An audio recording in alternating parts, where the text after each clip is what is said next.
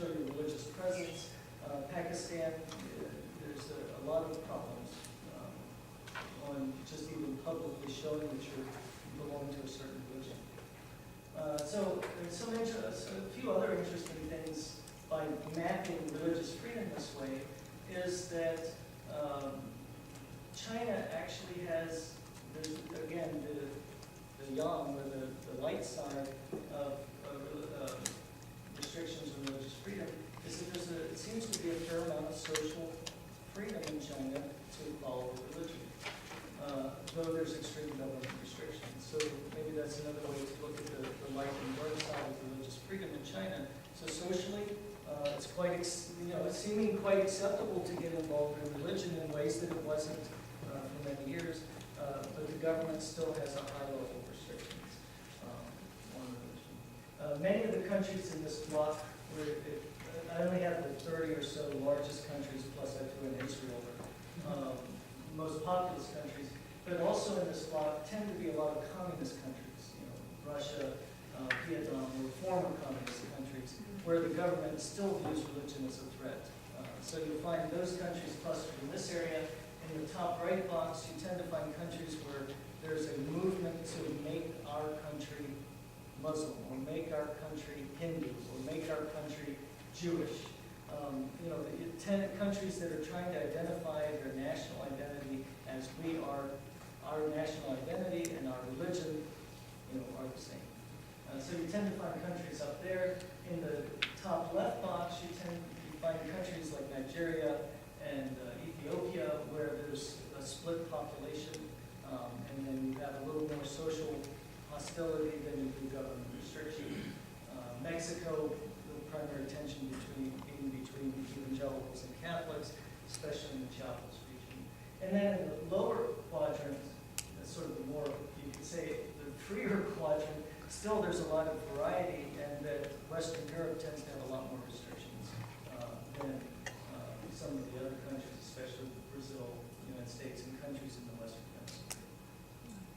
So I think, looking at China this way is a different picture of religious freedom than is usually put forward, and I think it might be that the Chinese government could be willing to look at it and say, well, maybe we don't need to have such high government restrictions. Maybe we could pull ourselves a little closer over to this bottom left box.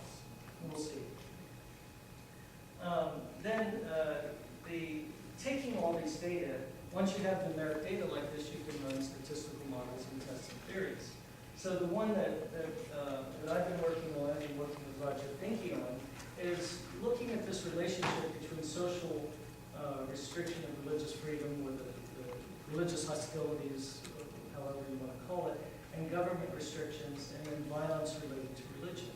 So this is what I was mentioning at the very beginning, talking about the problem in Tibet or even in Xinjiang, where the government starts to clamp down on religion itself rather than on the criminals. So in Xinjiang, they're regulating, now Drew will know more than I will, but they're going after religious practices, not just the people who they suspect are involved in the violence. So restricting how children can be taught Islam, restricting who can go to the mosque, even, at least the New York Times was reporting some restrictions on what you could wear, Muslim garb, and of course, party members, more scrutiny, they can't go to mosques. So they tend to focus in on the religion rather than criminalize religion. So whenever that happens, as it did in Nazi Germany, where the Jews were criminalized, the government then starts to take violence not just against criminals, but possibly against just people because of their religious identity. And then once that happens, it can increase social reaction. So if you're targeting Muslims, the Muslims will react. But then once the Muslims are reacting violently, others in society support the government going in and clamping down even further on those dangerous people. So, and that's the cycle we saw in the Holocaust, where Jews were demonized. The government went in, they showed how these people are so terrible, the Jews are so terrible, and how they're threatening our society. They clamped down on them.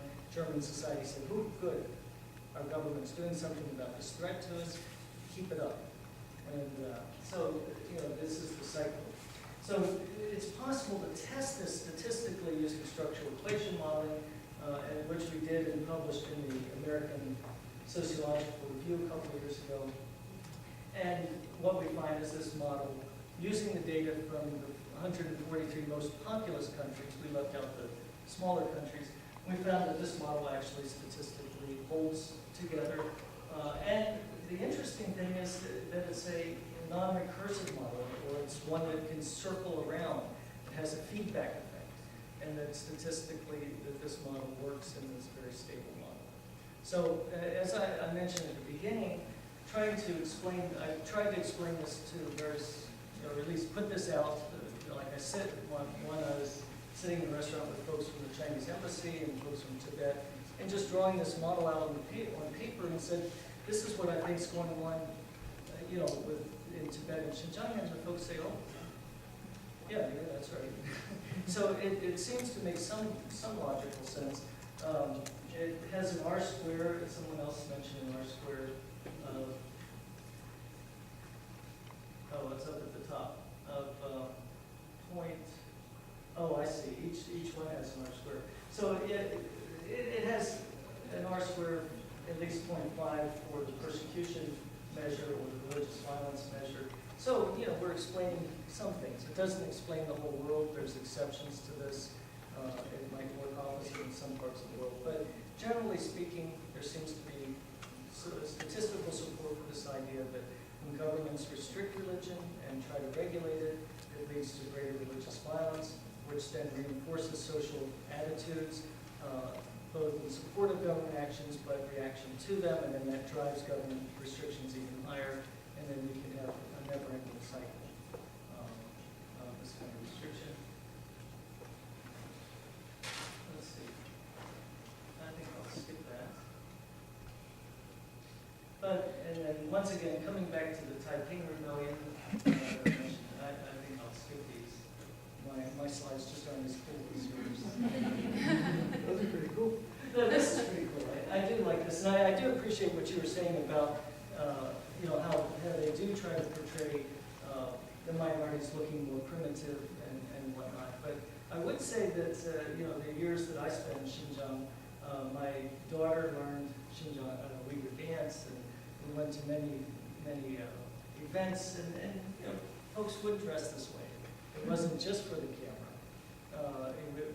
My daughter went to a Uyghur dance school, and this wasn't for any cameras or anybody else. We were the only white women there, and so there is a love of